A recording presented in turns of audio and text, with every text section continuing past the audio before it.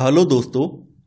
आज हम लोग क्लास सेवन्थ एनसीईआरटी पॉलिटी का 8वां अध्याय हमारे आसपास के बाजार पढ़ने वाले हैं। दोस्तों, हम अपने दैनिक जीवन की आवश्यकताओं को पूरा करने के लिए बाजार पर निर्भर हैं। चाहे हमारे भोजन की आवश्यकताएं हों, तो हमारे भोजन में जो कुछ भी शामिल है, जैसे आटा, दालें, मिर्च, मसाले या तेल या सब्जियां, ये सब चीज़ें जो हम प्राप्त करते हैं वो बाजार से प्राप्त करते हैं। हम इन्हें बाजार से खरीद कर लाते हैं। ऐसे ही दैनिक जीवन में काम आने वाले जो साबुन, तेल, मंजन, ये सब हम बाजार के ग्रोसरी स्टोर से हम खरीद कर लाते हैं। हम बाजार से केवल वस्तुएं ही खरीद कर नहीं लाते हैं, बल्कि बाजार से सेवाएं भी प्राप्त करते हैं। फॉर एग्जाम्पल, जैसे आपको अगर अपने बाल कटवाने हों तो आप बाजार में जाते हैं और बाजार में जो बार्बर सैलून है वहाँ पर अपने बाल कटवाते हैं और उसके बदले में, उस सेवा को लेने के बदले में उसका भुगतान करते हैं। ऐसे ही अगर आपको अपने घर में पानी की फिटिंग करानी है, टंकी की फिटिंग करानी है, तो आप प्लम्बिंग का जहाँ सामान मिलता है उस शॉप पर जाते हैं और वहाँ पर आप किसी प्लम्बर से बात करते हैं कि हमारे घर में फिटिंग होनी है, तो वो आपके घर में आता है और वो फिटिंग करके जाता है। तो इस तरह से आप प्लम्बर से जो है सेवाएं ले रहे हैं और उसके बदले में उसको भुगतान कर रहे हैं। तो बाजार वह स्थान है जहाँ खरीदार और विक्रेता वस्तुओं और सेवाओं का विनिमय करते हैं। देखिए, बाजार भी कई प्रकार के हो सकते हैं। आपकी एनसीईआरटी में 4 प्रकार के बाजारों का वर्णन किया गया है। इसमें पहले नंबर पर आ जाते हैं गुमटी या मोहल्ले की दुकानें आ जाती हैं। सेकंड पर साप्ताहिक बाजार हैं। थर्ड पर शॉपिंग कॉम्प्लेक्स हैं और चौथे नंबर पर मॉल हैं। तो आपके एनसीईआरटी की किताब में 4 प्रकार के बाजारों का वर्णन है। तो सबसे पहले बात कर लेते हैं साप्ताहिक बाजार की। जैसा कि आपको नाम से स्पष्ट हो रहा होगा कि साप्ताहिक बाजार का मतलब है कि सप्ताह के किसी एक निश्चित दिन लगने वाला बाजार, इसको साप्ताहिक बाजार कहा जाता है। भारत की अगर हम बात करें तो भारत में जो ग्राम पंचायतें हैं या जो नगर पालिकाएं हैं, नगर पालिका का कोई भी रूप हो सकता है, नगर पंचायत हो सकती है, नगर पालिका परिषद हो सकती है, नगर निगम हो सकता है, तो ये जो संस्थाएं हैं इनको ये अधिकार दिया गया है कि वो साप्ताहिक बाजार का समय निश्चित करें कि सप्ताह में कौन से दिन ये बाजार लगेगा, कहाँ पर ये बाजार लगेगा। तो ये इनका एक दिन तय करती हैं और एक नियत स्थान तय करती हैं जहाँ पर ये बाजार लगता है। तो ये जो बाजार है सप्ताह के किसी एक निश्चित दिन लगता है। अब देखिए, चूंकि ये किसी एक दिन लग रहा है तो यहाँ पर दुकानें तो पक्की होंगी नहीं। यहाँ पर क्या होता है, यहाँ पर जो भी दुकानदार हैं वो अपनी दुकान लगाते हैं, तो इनकी दुकान अस्थायी होती है। यानी एक टेम्पररी टेंट लगाकर या वहाँ पर दरी बिछाकर या तिरपाल वगैरह लगाकर ये अपनी दुकान लगाते हैं और शाम के समय अपनी दुकान को ये बटोर ले जाते हैं, फिर वो अन्य कहीं स्थान पर दुकान लगाते हैं। इस तरह से यहाँ के दुकानदार अपना काम चलाते हैं। तो यहाँ पर पक्की दुकानें नहीं होती हैं, यहाँ पर अस्थायी प्रकृति की दुकानें होती हैं। और पक्की दुकानें ना होने की वजह से इन दुकानदारों का बहुत सारा खर्चा भी बच जाता है। जैसे मान लेते हैं किसी की पक्की दुकान है, तो पक्की दुकान का उसे किराया भी देना पड़ेगा, बिजली का बिल भी देना पड़ेगा, इसके अलावा जो और फॉर्मेलिटीज़ हैं वो भी पूरी करनी पड़ेंगी, अन्य प्रकार के टैक्स हैं वो भी भरने पड़ेंगे, और पक्की दुकान में आपको प्रॉपर कर्मचारी भी रखने पड़ेंगे। तो यहाँ पर क्या होता है, जो साप्ताहिक बाजार होता है, साप्ताहिक बाजार में जो दुकानें लगती हैं वो अस्थायी दुकानें होती हैं। तो यहाँ पर बिजली का खर्चा बच जाता है, दुकान का किराया बच जाता है, कोई अतिरिक्त नौकर नहीं रखने पड़ते हैं। अपने घर के जो बाल बच्चे होते हैं, घर के और सदस्य होते हैं, उनकी मदद से ये व्यापार यहाँ पर कर पाते हैं। तो इसी वजह से इन बाजारों में जो भी दुकानें होती हैं उन दुकानों पर सस्ता सामान मिल जाता है, जो कि गरीब आदमी के लिए या मध्यवर्गीय आदमी के लिए सुलभ हो जाता है। यानी इसी कारण साप्ताहिक बाजारों में बहुत सी चीज़ें सस्ते दामों पर मिल जाती हैं। देखिए, यहाँ पर खास बात यह है, जैसा कि आप लोगों को मैंने बताया है कि यहाँ पर कोई पक्की दुकानें तो है नहीं। तो यहाँ पर जो भी सामान होता है, यहाँ पर जिस दिन, जैसे मान लीजिए मंडे को ये बाजार लगा, तो मंडे को सुबह से शाम तक बाजार लगेगा, शाम को 8-9 बजे तक, और 8-9 बजे के बाद यहाँ के दुकानदार अपनी दुकान समेटकर उसका सामान अपने घर पर ले जाते हैं। तो यहाँ के दुकानदार जो भी चीज़ें होती हैं, जो भी सामान होता है, उसका स्टॉक अपने घर पर ही करते हैं और इसमें अक्सर उनके जो परिवार के सदस्य हैं वो उनकी सहायता करते हैं। इसके लिए उन्हें अलग से कर्मचारी नहीं रखने पड़ते हैं, क्योंकि यहाँ पे परिवार के जो लोग हैं वही मिलकर ये काम चला रहे होते हैं। साप्ताहिक बाजार में चूंकि एक ही तरह के जो सामानों की बहुत सारी दुकानें होती हैं, इसकी वजह से इनमें आपस में भी प्रतियोगिता होती है, आपस में भी प्रतिस्पर्धा होती है। तो यहाँ पर चूंकि मैंने बताया है कि यहाँ का सामान सस्ता होता है, इसके अलावा यहाँ पर एक ही तरह के सामानों की कई प्रकार की दुकानें होती हैं, तो यहाँ प्रतिस्पर्धा भी काफ़ी ज़्यादा होती है। इसमें ऐसे समय में यहाँ पर जो खरीदार हैं, यहाँ पर जो उपभोक्ता हैं, वो यहाँ पर मोल भाव भी कर पाते हैं, यानी बार्गेनिंग भी कर पाते हैं। तो मोल भाव करने की वजह से यहाँ पर चीज़ें और भी सस्ती मिल जाती हैं, कम भाव में मिल जाती हैं। खास बात यहाँ की ये है कि यहाँ पर सारा सामान एक ही जगह पर मिल जाता है, सभी प्रकार का सामान एक ही जगह पर मिल जाता है। जैसे कि साप्ताहिक बाजार उन्होंने तय कर दिया है कि इस मैदान में साप्ताहिक बाजार लगेगा, तो एक जो गली जा रही होगी उसमें कपड़े की दुकानें हैं, एक में बर्तन का सामान है, एक में अन्य प्रकार की रेडीमेड वाला सामान है। इस तरह से यहाँ पर एक ही जगह पर आपको सारा सामान मिल जाता है, तो यहाँ पे भागना नहीं पड़ता है। तो सब्जियों, कपड़ों, किराना सामान से लेकर बर्तन तक की सभी चीज़ें यहाँ पर उपलब्ध होती हैं। ये बाजार किन के लिए फ़ायदेमंद है? ये बाजार अक्सर उन लोगों के लिए फ़ायदेमंद है जो कि निम्न आय वर्ग से आते हैं या मध्यम आय वर्ग से आते हैं। तो निम्न आय वर्ग या मध्यम आय वर्ग के लोगों के लिए बाजार सुलभ होते हैं और ये बाजार जो हैं स्थानीय अर्थव्यवस्था को प्रत्यक्ष समर्थन प्रदान करते हैं। देखिए, कल के अध्याय में मैंने आपको बताया था, जो विज्ञापन वगैरह हैं वो बड़ी बड़ी फर्में या बड़ी बड़ी कंपनियां विज्ञापन कर पाती हैं, लेकिन जो स्थानीय दुकानदार हैं या छोटे मोटे उत्पादक हैं उनके बस में इतनी बात नहीं होती है कि वो विज्ञापन कर पाएँ, क्योंकि उनके पास इतनी ज़्यादा पूंजी नहीं होती है। तो ऐसे में वो लोग स्थानीय जो बाजार होते हैं वहाँ पर अपना प्रोडक्ट पेश करते हैं, वहाँ पर अपना प्रोडक्ट बेच पाते हैं। तो जो ये इस तरह के जो साप्ताहिक बाजार हैं वो स्थानीय उत्पादनकर्ताओं को प्रत्यक्ष समर्थन प्रदान करते हैं, उनको एक अवसर प्रदान करते हैं कि वो अपने उत्पादों को यहाँ पर बेच पाएँ। तो ये जो बाजार हैं स्थानीय अर्थव्यवस्था को प्रत्यक्ष समर्थन प्रदान करते हैं। सेकंड नंबर पर आपकी आ जाती हैं मोहल्ले की दुकानें। जैसा कि आप लोग जानते हैं, मोहल्ले की दुकान का मतलब है कि आपके घर के आसपास की जो दुकानें होती हैं वो सब मोहल्ले की दुकानें बोली जाती हैं। इसमें कुछ दुकानें पक्की होती हैं, कुछ स्थायी दुकानें इसमें होती हैं, पक्की स्थायी दुकानें होती हैं, और कुछ आपके घर के आसपास आपने देखा होगा कि कुछ कुछ स्थान नियत होते हैं जहाँ पर रेहड़ी पर जो ठेले वाले हैं या फिर ज़मीन पर आपने देखा होगा सब्जी वाले, उनकी दुकानें फिक्स होती हैं। जैसे मान लीजिए किसी व्यक्ति का घर है और उसने घर के आगे की जो जगह है किसी रेहड़ी पटरी वाले को दे दी है किराए पर कि महीने पे आप हमें 200 या 300 रुपये देते रहिए और यहाँ पर शाम को आप 2 घंटे ठेला लगा सकते हैं या अपना सब्जी का जो स्टॉल है लगा सकते हैं। इस तरह से आप लोग देखते होंगे। तो ये अस्थायी दुकानें भी यहाँ पर आपको देख सकते हैं। तो ये पड़ोस की दुकानों में ही काउंट की जाती हैं। तो यहाँ पे कुछ तो पक्की और स्थायी दुकानें होती हैं और कुछ सड़क के किनारे फुटपाथ पर दुकानें सजाकर यहाँ पर सामान बेचते हैं। तो अक्सर आपके आसपास की जो दुकानें होती हैं वहाँ से आप डेयरी उत्पाद है, किराने का सामान है, साबुन, तेल वगैरह ये सब लेकर आते हैं, या अन्य प्रकार के जो खाद्य पदार्थ हैं, स्टेशनरी का सामान है यानी जो कॉपी पेंसिल है ये सब आप खरीद कर लाते हैं, या फिर मेडिसिन से दवाइयों की दुकान भी होती हैं। तो ये सब हम सामान जो है अपने आसपास की मोहल्ले की दुकानों से लेकर आते हैं, क्योंकि हम ये सामान फुटकर में लाते हैं, कुछ कुछ सामान लेकर आते हैं तो अपने मोहल्ले की दुकानों से ले लेते हैं। मोहल्ले की दुकानों का एक फ़ायदा ये है, यहाँ के जो भी दुकानदार हैं वो हमसे परिचित हो जाते हैं, हमारी उनसे दोस्ती या जान पहचान हो जाती है। तो इसी वजह से यहाँ पर जो दुकानदार हैं वो हमें उधार भी दे देते हैं। यानी यहाँ पर खास बात यह है कि यहाँ पर मोहल्ले की जो दुकान है स्थायी दुकान है और मोहल्ले में ही आपका निवास भी है। तो जो मोहल्ले के नाते यहाँ पर एक जान पहचान हो जाती है, परिचय हो जाता है। तो ये दुकानदार जो है अपने ग्राहकों को उधार में सामान भी दे देते हैं, इसका ये भी फ़ायदा है। अब आगे है यहाँ पर शॉपिंग कॉम्प्लेक्स और मॉल। देखिए, शहरों में कई प्रकार की दुकानें होती हैं। तो शहरों में एक साथ कई तरह की जो दुकानें होती हैं इन्हें लोग शॉपिंग कॉम्प्लेक्स के नाम से जानते हैं। जैसे मान लीजिए कोई एक बिल्डिंग है, यानी एक बड़ी सी एक बिल्डिंग है, उसमें पहले तल पर, दूसरे तल पर या तीसरे तल पर एक जैसी दुकानें वहाँ बना दी हैं, तो इसको शॉपिंग कॉम्प्लेक्स कहा जाएगा। जैसे इलेक्ट्रॉनिक मार्केट बना दिए जाते हैं तो इलेक्ट्रॉनिक शॉपिंग कॉम्प्लेक्स बोले जाते हैं, जहाँ पर आपने देखा होगा कंप्यूटर से रिलेटेड हार्डवेयर मिलता है या फिर मोबाइल से रिलेटेड हार्डवेयर मिलता है या फिर जो अन्य इलेक्ट्रॉनिक आइटम वो मिल जाते हैं। इस तरह के शॉपिंग कॉम्प्लेक्स भी होते हैं। तो शहरों में एक साथ कई तरह की दुकानें होती हैं, इन्हें लोग शॉपिंग कॉम्प्लेक्स के नाम से जानते हैं।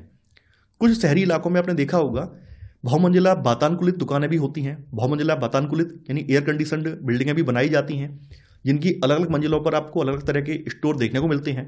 तो इन्हें मॉल कहा जाता है। मॉल में आपने देखा होगा, मॉल में आपके सिनेमा से लेकर हर प्रकार का सामान, यानी खाने पीने से लेकर हर प्रकार का सामान मॉल में आपको मिल जाता है। मॉल की खास बात यही है कि पूरी एक बिल्डिंग है, कनेक्टेड बिल्डिंग है, ऐसा नहीं अलग अलग कहीं है, पूरी कनेक्टेड बिल्डिंग है, पूरा एयर कंडीशनड है और उसी के अंदर आपको सारी सुविधाएं मिल जाती हैं। अब जो शहर की दुकानें और जो साप्ताहिक बाजार में उनमें अंतर क्या है? अंतर ये है, जो शहरी कॉम्प्लेक्स या मॉल हैं वहाँ पर बड़ी बड़ी कंपनियों के ब्रांडेड सामान मिल जाते हैं। अब जब बड़ी बड़ी कंपनियाँ अपने ब्रांडेड सामान यहाँ पे बेचेंगी या अपने शॉप खुलवाएंगी तो वो सामान महंगा होगा, है ना। तो ये सामान हर कोई खरीद भी नहीं सकता है।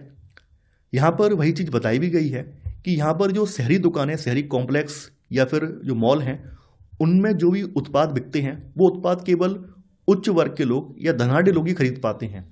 निम्न वर्गीय लोग या जो मध्यम वर्गीय लोग हैं उनके बस की बात नहीं होती है।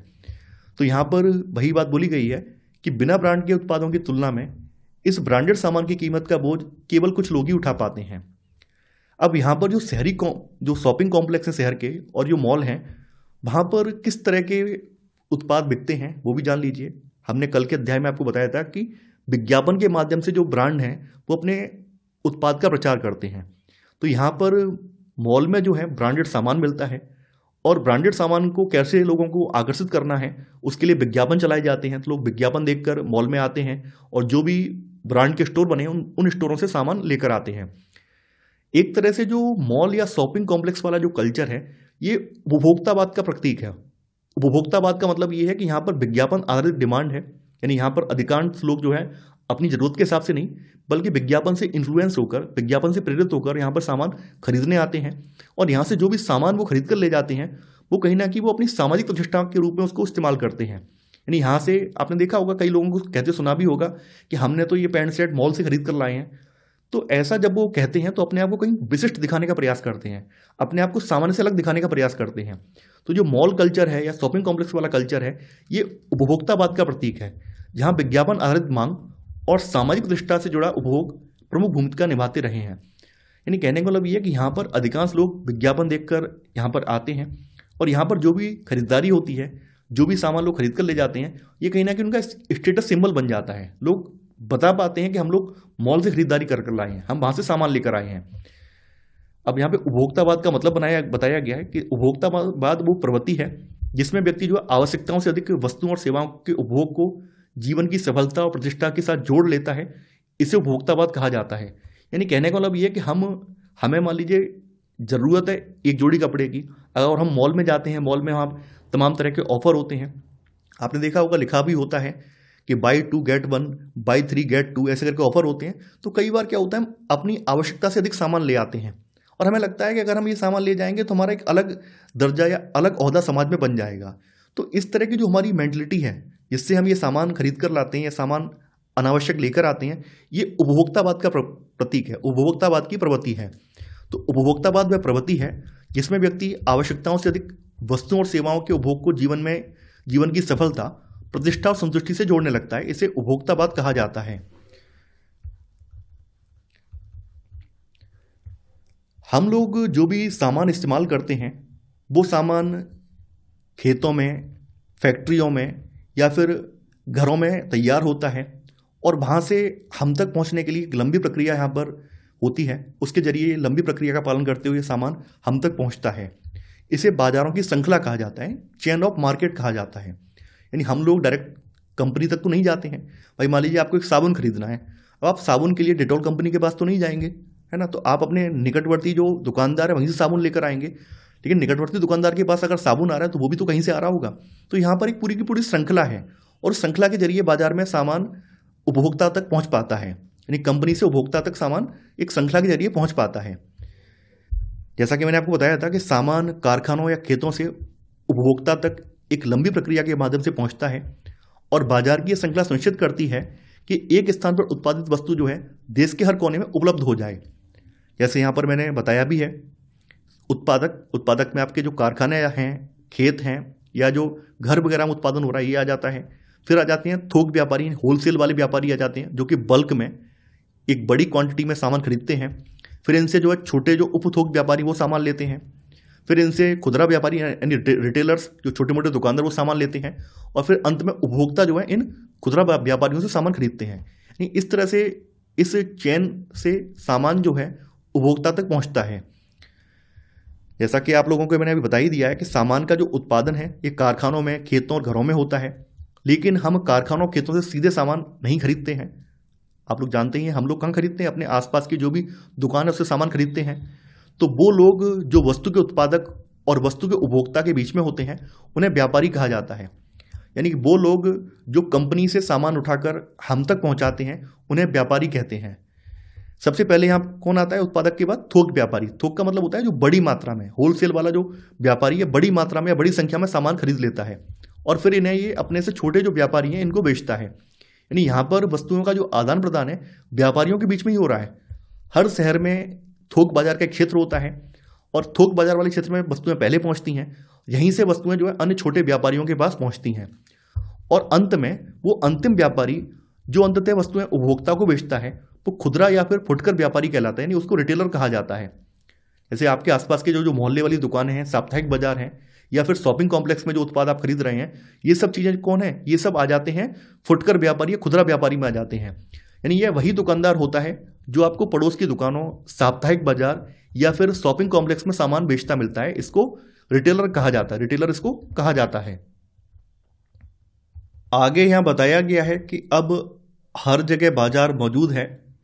अब बाजार का मतलब केवल भौतिक बाजार से नहीं है।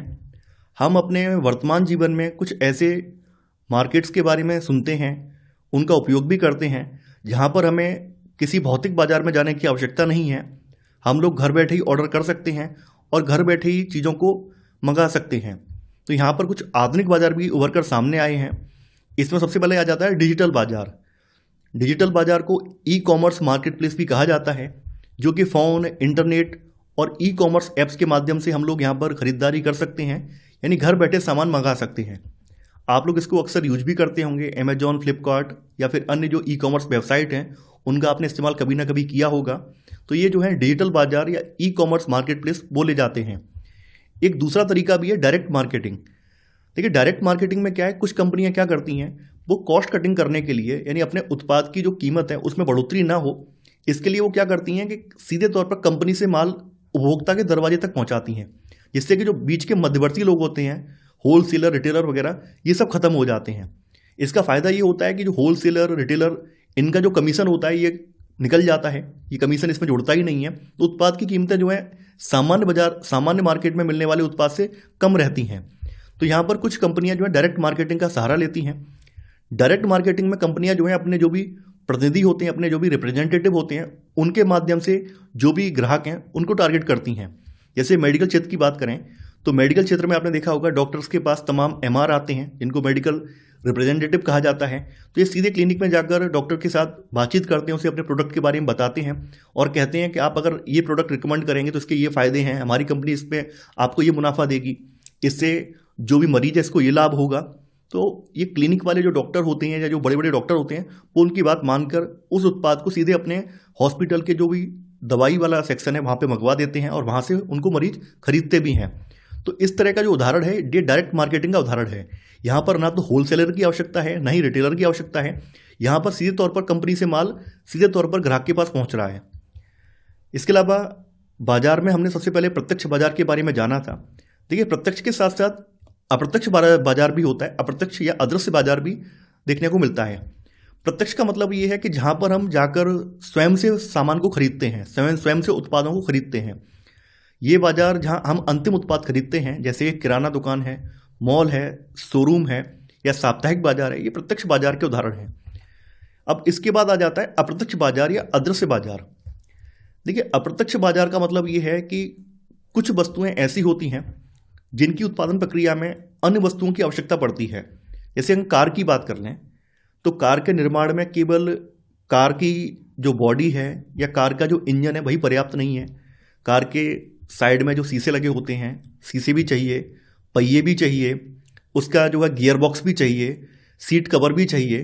तो ये सारी चीज़ें कोई एक कंपनी नहीं बनाती है, बल्कि यहाँ पर क्या होता है, जो भी कार निर्माता कंपनी है इन छोटी छोटी चीज़ों को, इन छोटे छोटे उत्पादों को अन्य कंपनियों से खरीदती है और उसको गाड़ी में लगाकर आपको प्रस्तुत करती है। तो आप अंतिम रूप में कार खरीदते हैं। आप ऐसा तो है नहीं कि भाई आपने कार ले ली, कार लेने के बाद पहिए अलग से लेंगे, सीट कवर अलग से लेंगे, सीट अलग से डलवाएंगे, स्टीयरिंग के नीचे जो गियर बॉक्स है वो अपना लगवाएंगे, ऐसा नहीं होता है। तो यहाँ पर जो मध्यवर्ती लोग हैं या मध्यवर्ती जो सामान प्रदाता हैं उनको आप इग्नोर कर देते हैं, उनके बारे में आप ध्यान ही नहीं देते हैं। ऐसी एग्रीकल्चर की बात करें तो एग्रीकल्चर में आप लोग क्या करते हैं, आपने गेहूं, मक्का, जो कुछ खरीदना है अनाज वो खरीद लिया, लेकिन जो बीच में उत्पादन प्रक्रिया में जो भी सहायक लोग शामिल हुए या सहायक उत्पाद लगाए गए उसके बारे में आप लोग चर्चा नहीं करते हैं। जैसे अगर खेती बाड़ी की बात करें तो खेती बाड़ी में बीज भी लगता है, समय समय पर फर्टिलाइजर्स भी लगाना पड़ता है, खाद भी लगानी पड़ती है। तो जो उपभोक्ता है वो मध्यवर्ती उत्पादों को इग्नोर कर देता है, उस पर ध्यान नहीं देता है। तो ये जो चीज़ें हैं, ये जो उत्पाद हैं, इनको अप्रत्यक्ष बाजार के अंतर्गत रखा जाता है। यानी इसमें उन वस्तुओं का लेन देन होता है जिनका हम सीधे उपयोग नहीं करते हैं, बल्कि वे अंतिम उत्पाद बनाने के लिए आवश्यक होती हैं। जैसे कृषि का एग्जाम्पल दिया गया है कि किसान के द्वारा खाद और बीज खरीदना, तो हम केवल अनाज देखते हैं, हम लोग उर्वरक का बाजार कभी काउंट नहीं करते हैं, क्योंकि उर्वरक से हमारा सामना होता ही नहीं है। हमें केवल अनाज चाहिए होता है तो अनाज को लेकर आते हैं। ऐसी उदाहरण जो ऑटोमोबाइल इंडस्ट्री का है, कार के कारखाने द्वारा इंजन, गियर्स और टायर्स जो होते हैं ये अलग अलग कंपनियों से, अलग अलग विक्रेताओं से खरीदे जाते हैं, लेकिन हम अंत में क्या है, हम शोरूम में केवल कार को देखते हैं। तो ये जो है कुछ अप्रत्यक्ष बाजार के उदाहरण हैं। यहाँ पर अदृश्य उत्पादक भी काम कर रहे होते हैं, जो कि किसी अंतिम उत्पाद को बनाने में मदद करते हैं। अब इसके बाद बात करते हैं बाजार और समानता की।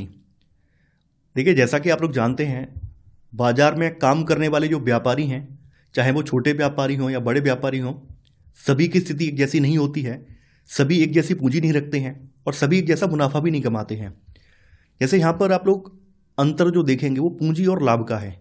जो बड़े व्यापारी हैं, वो बड़े व्यापारी अपने बड़े बड़े स्टोर खोलते हैं, विज्ञापन पे खर्च करते हैं, तो वहाँ पर सेल भी अच्छी खासी होती है। जो उत्पाद वो बेच रहे होते हैं वो भी उच्च क्वालिटी का या उच्च दामों में बेचा जाता है, वहाँ पर उन्हें अच्छा खासा मुनाफा भी होता है।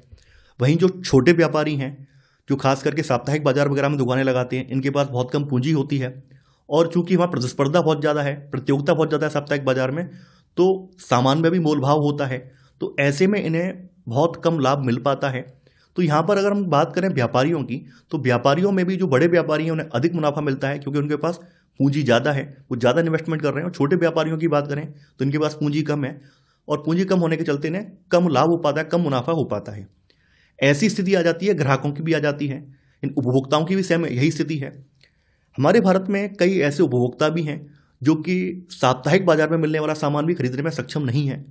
अगर आप भारत का जो भी गरीबी वाला आंकड़ा देखें तो आप पाएंगे कि भारत में कुछ लोग ऐसे भी हैं जो 2 वक्त की रोटी की जुगाड़ भी नहीं कर पाते हैं, 2 वक्त की रोटी भी नहीं जुटा पाते हैं। अगर आप ऐसे व्यक्ति से अपेक्षा करते हैं कि उनके लिए शॉपिंग मॉल खोल दिया जाए, शॉपिंग कॉम्प्लेक्स बना दिया जाए, तो उससे उनको कोई फ़ायदा नहीं होने वाला, क्योंकि उनके पास वो खरीदने की क्षमता ही नहीं है। तो यहाँ पर ये सब चीज़ें आ जाती हैं कि यहाँ पर जो हमारी आर्थिक स्थिति है वो ये तय करती है कि हम किन बाज़ारों में खरीदारी करेंगे और कहाँ से हमें सामान लेना उचित रहेगा, कहाँ से हमारे लिए सामान लेना सुलभ रहेगा, ये हमारी जेब तय करती है।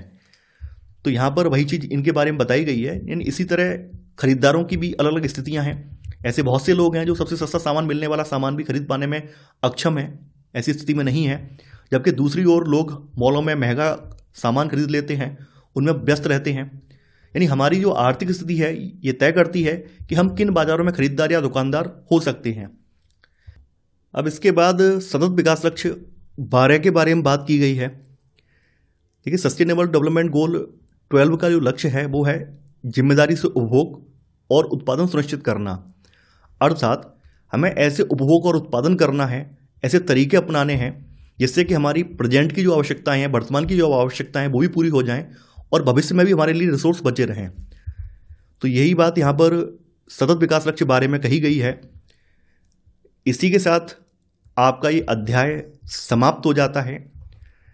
जैसा कि मैं आपसे स्टार्टिंग से कहता आ रहा हूँ कि आप लोग अब नोट्स ना बनाएं, आप लोग हमारे टेलीग्राम चैनल से जुड़कर वहाँ से नोट्स को परचेज कर सकते हैं, जिससे कि आपके समय की बचत भी हो जाएगी और आप कम समय में ज़्यादा से ज़्यादा चीज़ों को तैयार कर पाएंगे। मैं आशा करता हूँ कि आपको ये सीरीज पसंद आ रही होगी। आप लोग इस वीडियो को लाइक और शेयर करना बिल्कुल नहीं भूलेंगे। तो आज के लिए इतना ही। Thanks for watching. जय हिंद।